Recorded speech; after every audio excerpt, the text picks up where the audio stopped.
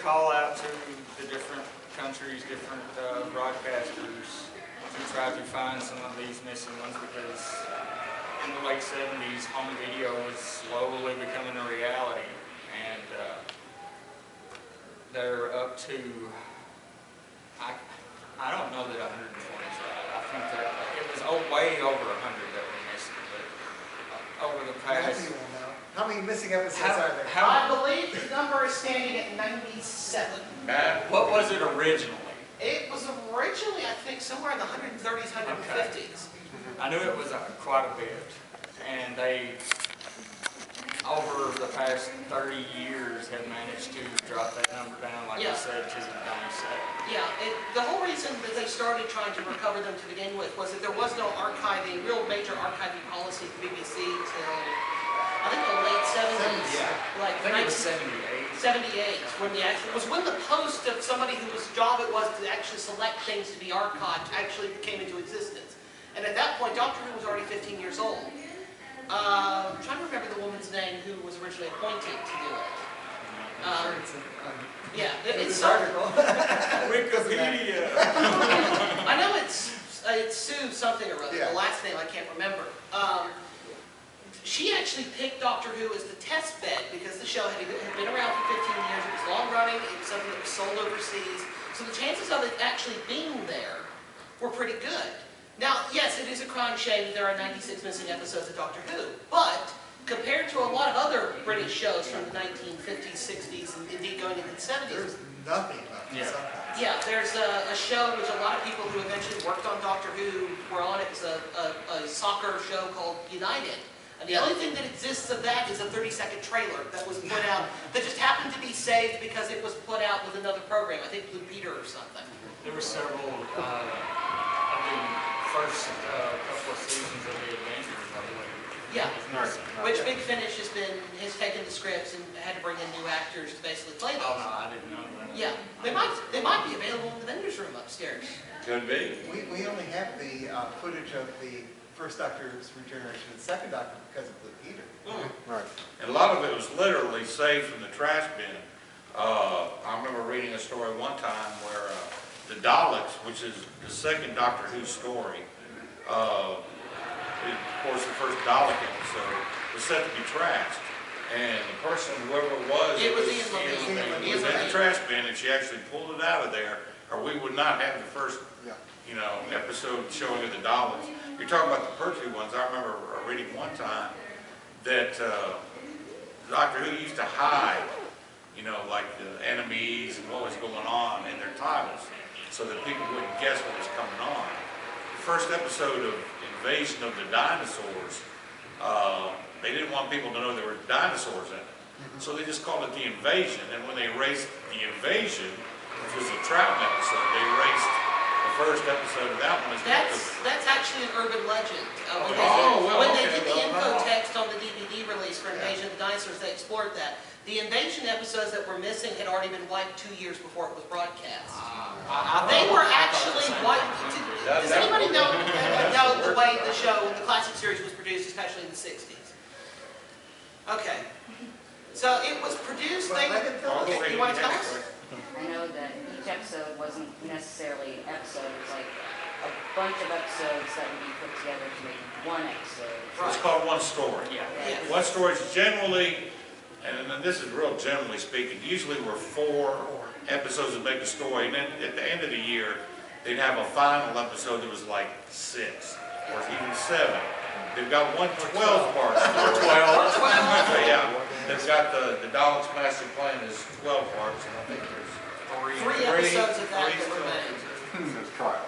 And that's the one, if you ask most people, that one and the 10th Planet are the ones they would like to see found. Yeah. The 10th Planet is the last Hartnell episode. It's the first Simon Man episode. Well, they have 3 out of 4. They're just missing the first Regeneration episode. Just low because they're lucky because it went to Blue. Personally, I want to see Marco Polo. Yeah. That's what story number was that? Like that's the 4. That's 4. Number 4. Yeah. It was the first major historical. It's the earliest missing Doctor Who. And the irony about Marco Polo is The beginning era of Hartnell was the most sold Doctor Who was up till about, what, the early 1980s? Yeah. When they began really selling Tom Baker and everything else worldwide. And Marco Polo was probably the most sold episode of Doctor Who for the first 20 years of the show.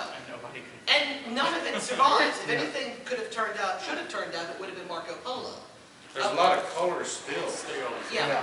And that was because, and this is... It's beautiful. Yeah. Well, that was because Raymond Cusick, I think it was, who designed that one. Talks about it, and then we have a lot of color photos of the sets and stuff from that era. Keep in mind, this was 1963-64. Color film was apparently still a scarcity in Britain in the early 60s. And he had bought a color camera, and he was determined, by God, I bought this thing, I'm going to use it. And he walked around and took, photos of the set, sometimes with the acting films, a lot of times without them. Something else that we have, which gives us a good idea of what a lot of these missing stories were like, were telestats. This was a gentleman, John Cura, I believe was the name. That sounds right. Who from about the early 1950s all the way to when he died in 1968, I believe it was, basically you could pay him a fee and he would sit in front of his television, had specially modified it with a camera, and would sit there. Keep in mind, this is the age before, VHS, let alone DVDs, Netflix, Hulu, and everything else. iPlayer and, ABC On The Go or whatever they call their app. So he would sit there, and every so often he was paid to take so many photos for every, episode or something. So he would sit there, and when he wasn't paid to do it all the time. And it was, for the time, fairly expensive to do. So often it was the actors, or especially directors, who wanted to put in their CDs a sense of what their directing style was. And they would pay him to basically sit in front of his TV and go click every so often. Based on the number of telesets that survived, he certainly had a thing for the young female companions that run the show in the 60s. There are a lot of stills of them. Yeah. But he said he didn't take photos for everything, but he took photos for Marco Polo, 10th Planet Episode 4, Power of the Daleks, a lot of the stories. I'm sure he took the 10th Planet all the way through. Probably, yeah.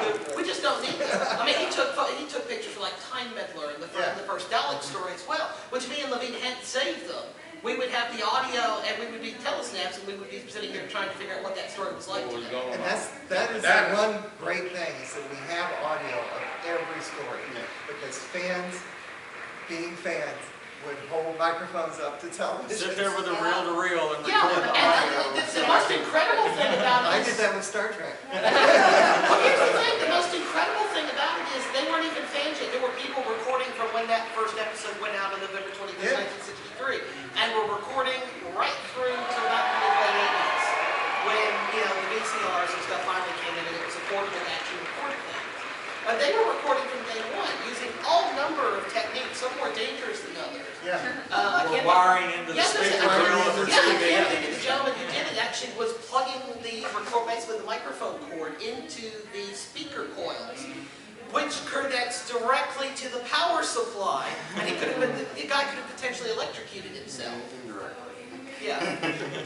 Now, the way I've heard it, and part of it may not be true, was the BBC, when they put a power out there, it was basically 3 fans that they took almost all the soundtracks from. Yeah. And what they did was they took the best parts and the best bits from each one, and they combined it together. And I've heard all the soundtracks, I've listened to them, and they sound really good. Yeah. And so even though, I've heard all of Doctor Who, even though I hadn't seen a lot of, what's missing, I've heard every second of it.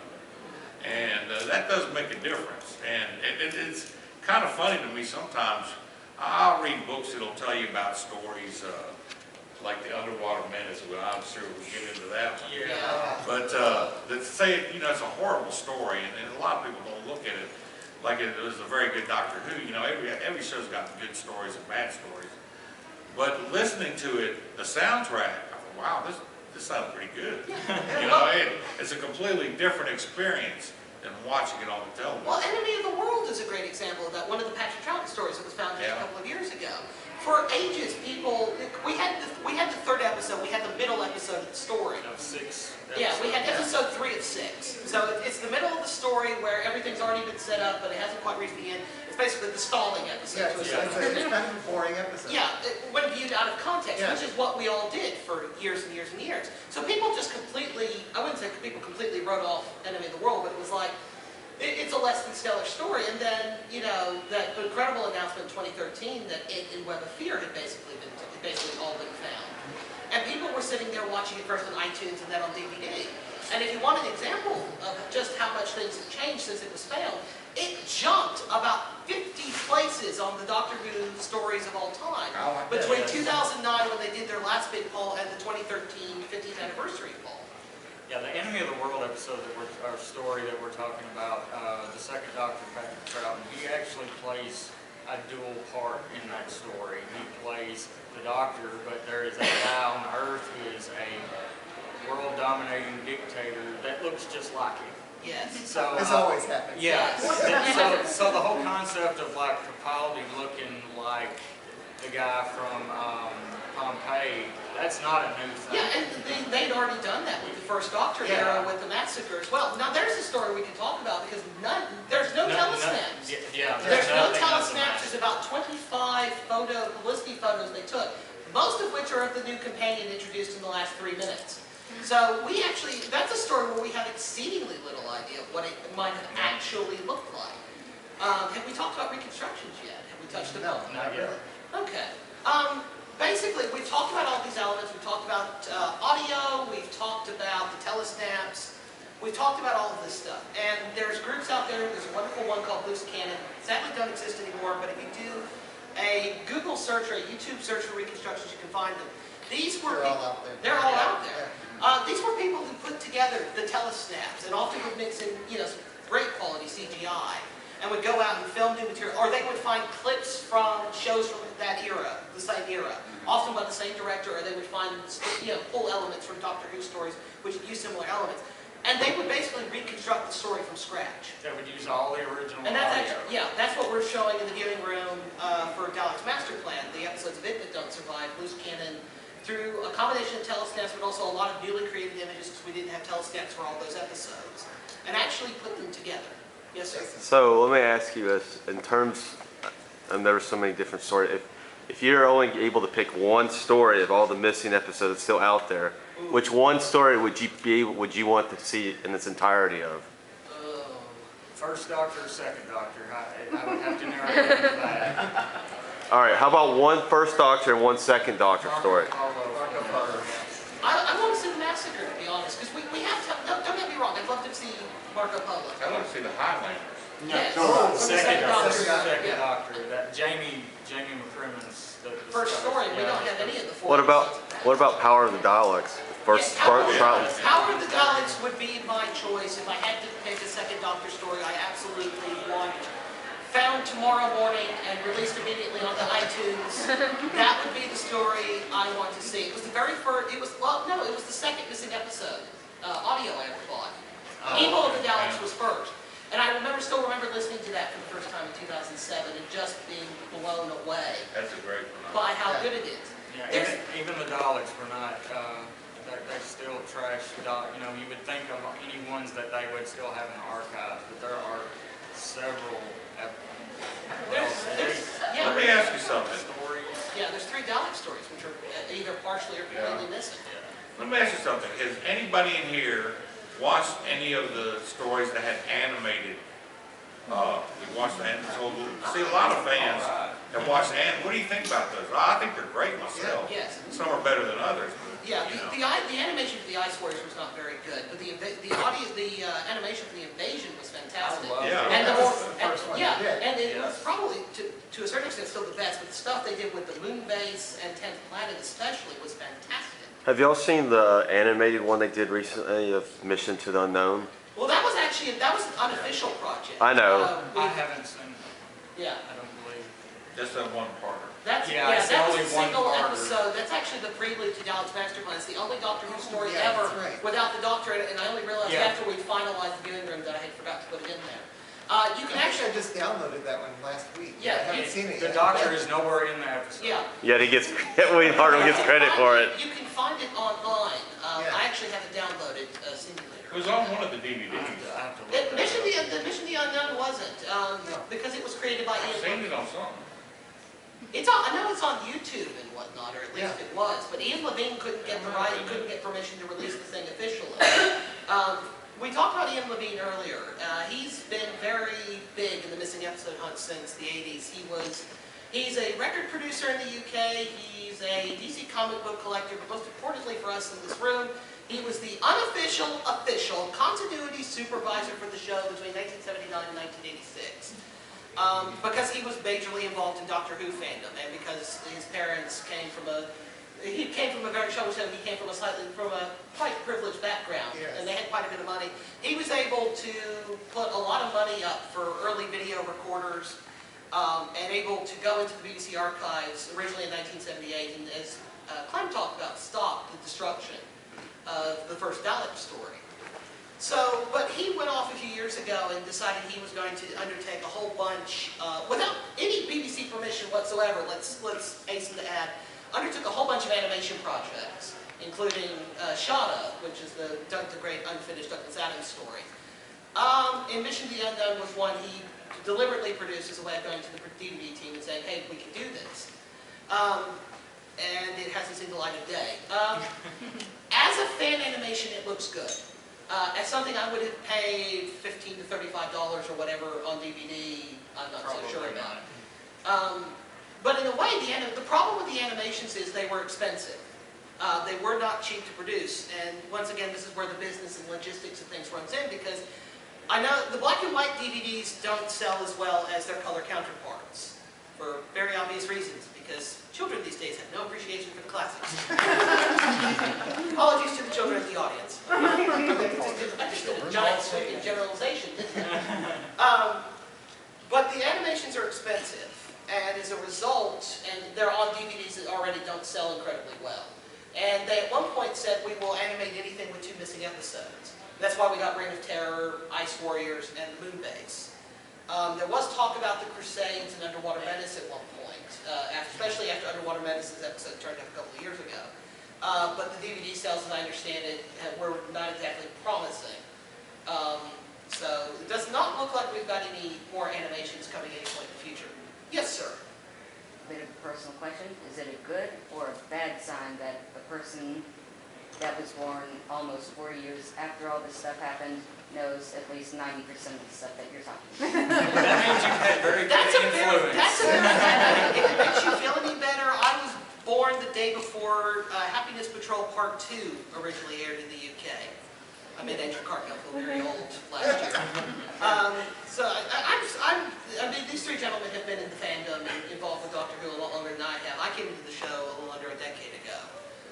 But I was just fascinated by the fact that there's episodes I can't watch. Why can't I watch these episodes? I think a lot of fans, especially coming into the classic series, often feel that way. Oh, I was very upset when I was actually introduced to Doctor Who with Paul McGann's TV movie. And yes, he is my first Doctor.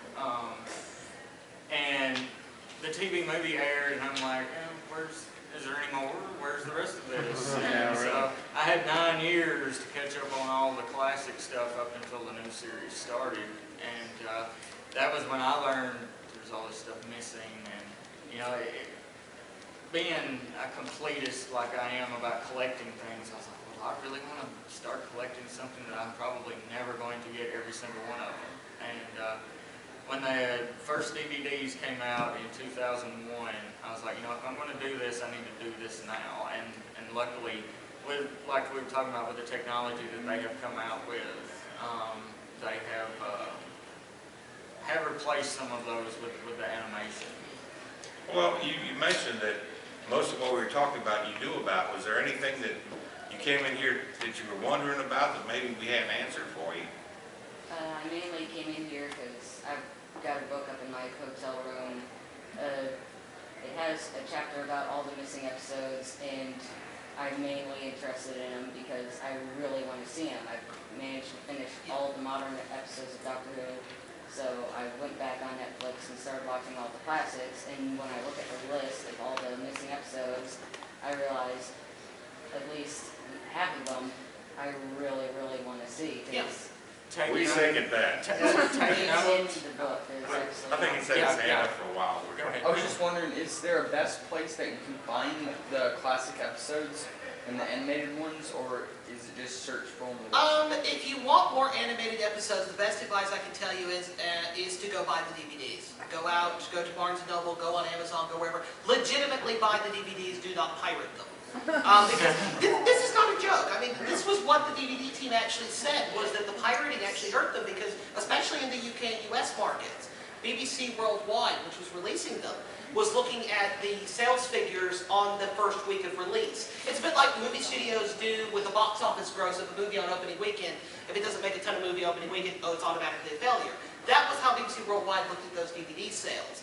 And they just assumed that the fans weren't interested. The truth of the matter seems to be that people were getting them elsewhere. Okay, but I think what he's talking about. They were charging $80 for each movie. That's what I was about to talk about. That's $100 right. for one season. That's nuts. Yeah. Yeah. Going and buying it, okay, I've got all the DVDs because they bought them when they first came out. Yeah. But for somebody that doesn't have any, and some of them are out of print, some of them are Yeah. way over $80. Yeah. I've seen some of them as The high as BBC over Worldwide, yeah, $100. BBC Worldwide America's made a very strange decision in 2013 during the 50th anniversary year. They Of all- discontinued 19 classic series DVDs. Some of them were older releases, some of them were still fairly new. There was still a couple that were only a year or two old, including The Invasion. Well, now, is there places where they can go to watch it, like Hulu or Netflix, Netflix? I don't know about that. Netflix 'cause I just streaming use does not DVDs. have a huge selection of, Yeah. of classic Doctor Who to As I begin with. understand, Amazon Prime has a lot of them. Amazon Prime has a lot of them. If you have the Netflix disc service, last time I checked, Yeah. The Invasion and stuff, all the animated episodes, still DVDs do. with animated episodes were still available to rent on there. Now, something about Netflix, you had mentioned watching the classic ones. Be aware, the season numbering that they have on Netflix is completely Yeah. messed Yeah, up. Netflix has got a very slipshod accounting of the classic series on there. I went through this with a friend of mine the other Yeah. day. That They used to have they more. have a taste of what's out there, Yeah. like especially with Tom Baker. I mean, Yeah. I think they got. How can they mess up Tom Baker? Well, I mean, They've got like 3 stories. They screwed up with some of the Amazon stuff as well. Yeah, they've got 3 Once you stories get from, past, from Tom Baker's Key to Time season. They don't even have the whole season. yeah, and Um, he did 7 years. Yeah. So, If you're looking online about streaming, Hulu Plus has a far larger selection of classic series. They actually have on there now Enemy of the World and Web of Fear on Hulu Plus. They might have be most your of best the bet right yeah, there. they have most of the classic series on there. There's particularly, I think it's Dalek stories as well are an issue. If you can get access to Retro TV has been re-airing the classic series. They've just started airing the Hartnell era in order forward. where do you have to live to get that though? Because I live on the way to Florence and can't get it. You gotta say the civilized. Oh no! It's not everywhere. Is in the Atlanta area. Even though I live in the Atlanta area, I can't get it with my digital TV. Isn't there a Decatur channel or Athens Apparently. that's doing Yeah. retro TV? Because I think you can find it also on yeah, iTunes. The only reason I- I can in good conscience tell you to go do this is because they're out of print, and I know the last time I looked at The Invasion, it was about $90. Deep, dark corners of the internet. Or get a region-free DVD player. Yes. Or order them from Britain. In Britain, all the DVDs are still available, and a region-free DVD player is not that I didn't expensive. know that. Yeah, it was just. It's the American market. BBC Worldwide America's, I don't know why they did it. It makes no sense to me, and frankly, I'm not paying $200 for a copy of The Web Planet on DVD. But of course, libraries, Yes. a lot of libraries still have them too. A lot of libraries still have them. They might even have VHS. What about the audios? You can buy the audios on iTunes, actually, of the missing episodes. They're all available on iTunes for as little as, I think, as little as about $5 and $6 each. in And some as we cases. said, You find, I found them on eBay. as we I said got as the well, actual all CDs. the loose cannon reconstructions are usually on YouTube. And the loose cannon stuff is fantastic. Let me put it this way. Mission to the Unknown, which is the prelude to Dalek's Master Plan, is completely missing. They have the audio, but they don't have any telesnaps. They don't actually have any photos from it, with the exception of the Dalek Council and whatnot, and the various aliens assembled. They don't even have photos of the cast members from it. the BBC really cared about the show, as you can tell. So Some Loose of those photos with Verity Lambert. Yes, they have photos of the producer posing with the Daleks and the various monsters, but no photos of the actual human characters in the story, or the sets or anything else. It's mind-boggling. Loose Cannon figured out who was in the show episodes, went back to various TV programs that survived from that period where the various actors appeared in, and basically rebuilt the thing from scratch using the information that we have. They rebuilt the thing from scratch. It was of such high quality that when they presented it, the 3 actors who were in it were still alive when they did it, actually presented it to the actors. The actors were not aware of the fact they were looking at something that had been reconstructed. Oh, wow. That is the high quality Loose Cannon. And the crazy thing about Loose Cannon was they did it for nothing. They rebuilt the stories from scratch out of a passion for this show and the fact that they couldn't believe that these people couldn't watch it. Loose Cannon's website sadly no longer exists. For a long time, they would only send it to you, the stuff to you on VHS because it had to be on a non-digital media format because of issues with the BBC. Didn't they require you to send them? You had to, yes, I used to do that. You sent them, they would list the tape numbers on their website. There was different tape types, because you were recording whatever speed. I felt old having to explain this. I'm not even that old. I use tapes. I've used tapes. Don't even bring up Betamax. But you had to mail them the tapes, and they would copy it for you and send it to you. You would label the tapes and say, this is Fury from the Deep, and this is a T150 tape. I know Fury from the Deep, you had to send them a T150 and a T120 tape. It's sad that I can tell you that. So you could mail them the tapes and they would send them back. Because VHS has now gone the way of Betamax. And everything else. They don't even make them anymore. Vinyl's back. Yeah, vinyl's back. Vinyl's back. You can't even buy VHS anymore. So at one point, Loose Cannon was allowing you to send DVDs to them, and they would, you would mail your DVDs off. And the way it works is you basically would send a package, and you would send a package stuffed inside the package with the DVDs with the return postage. You can't do that anymore because you can't get access to who to mail it to. Because their website sadly no longer exists. But somebody very kindly, it may even have been Loose Cannon itself before the website shut down. It's all up on YouTube. All you got to do is just you can go through and find a list of what's missing and just type in, Fury from the Deep, Loose Cannon. And you can find it. It's out there on YouTube. And they're actually pretty good quality. I know what we're showing at Dallas Master Plan tonight looks fantastic. I was really surprised when I saw the trouble that they did for no money at all to reconstruct. Yeah, the Massacre is another case of that because we mentioned there's no telestats and very little publicity photos from it. So they literally, there's a handful of photos of the set for some strange reason.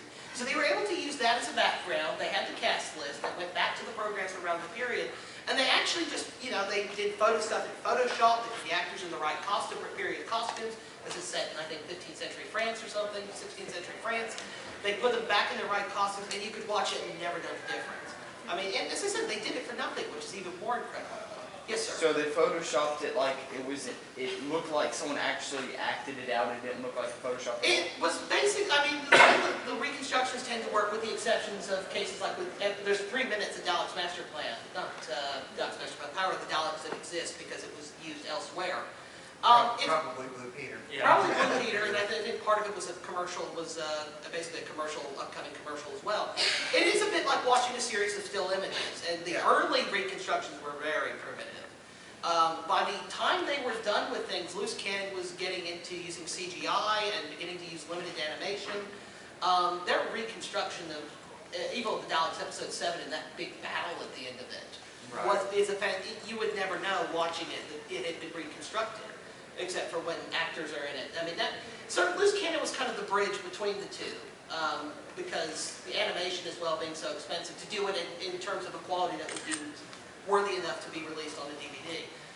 There are people who animate missing episodes for nothing online. You can see their various efforts. Some are better than others. Yeah, I was about to say that. Now, I just watched a reconstruction of Mythmakers, and it had segments of actual footage where people had taken 8mm movies, camera pointed at a TV set. So it's like 3 seconds. Whoever did the reconstruction must have been Loose Cannon. Yeah, it was. Matched it up to the audio, so it was perfect. We talk about how that exists. That was because Australia bought a lot of